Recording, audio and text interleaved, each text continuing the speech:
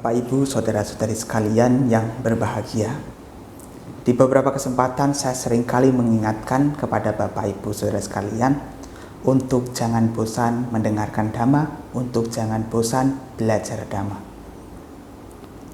Karena seperti kita tahu bahwasanya mendengarkan dhamma desana, belajar dhamma ini sangat penting bagi kita untuk mendapatkan pengetahuan tentang dhamma, yang mana pengetahuan tersebut dapat kita jadikan sebagai pedoman, paduan di dalam kita praktik dhamma.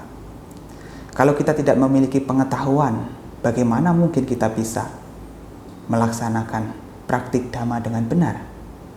Karena pengetahuan dhamma ini akan menopang dan akan menjadi panduan bagi kita di dalam menjalankan dhamma. Kalau ada orang yang mengatakan, wah yang penting praktik saja, nggak perlu belajar. Bagaimana kita bisa menjamin praktik yang mereka lakukan kalau orang tersebut tidak mengetahui ajaran Buddha, tidak mengetahui dhamma?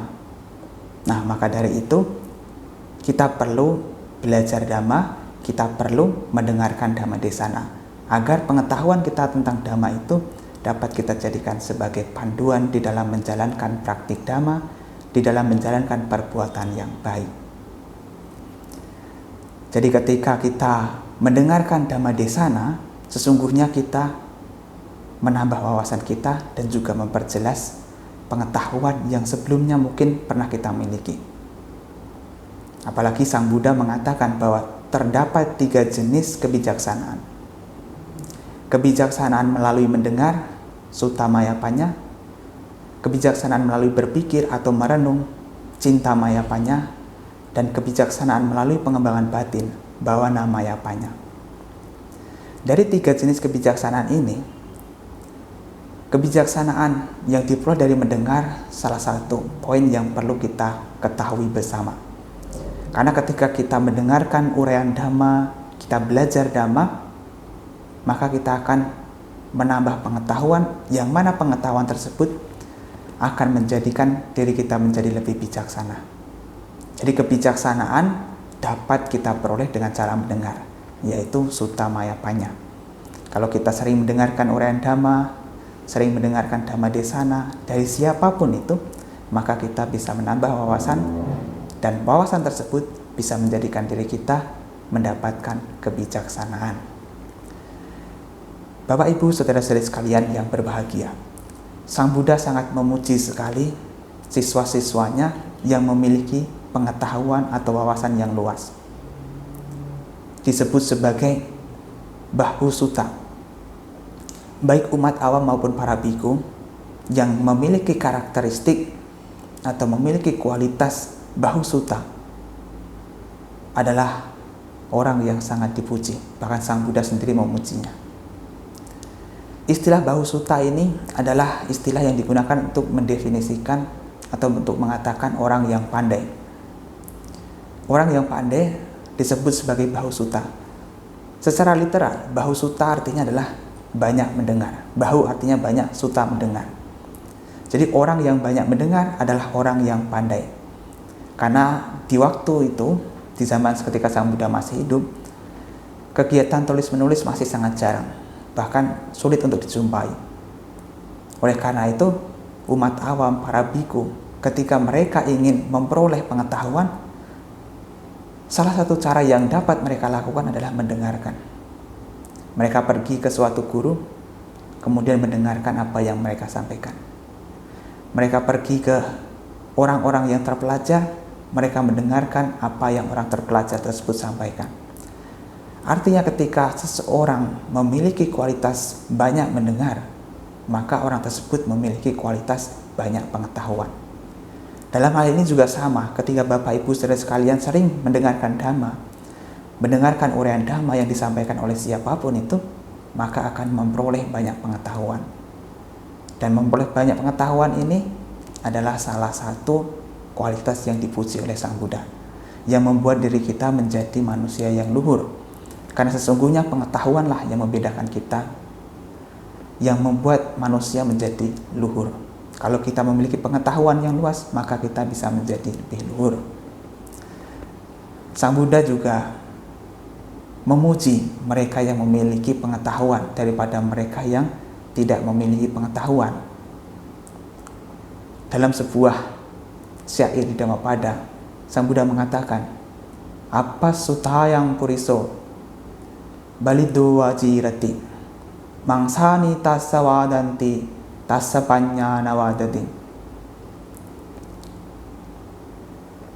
Orang yang sedikit mendengar atau orang yang hanya memiliki sedikit pengetahuan menua bagaikan kerbau.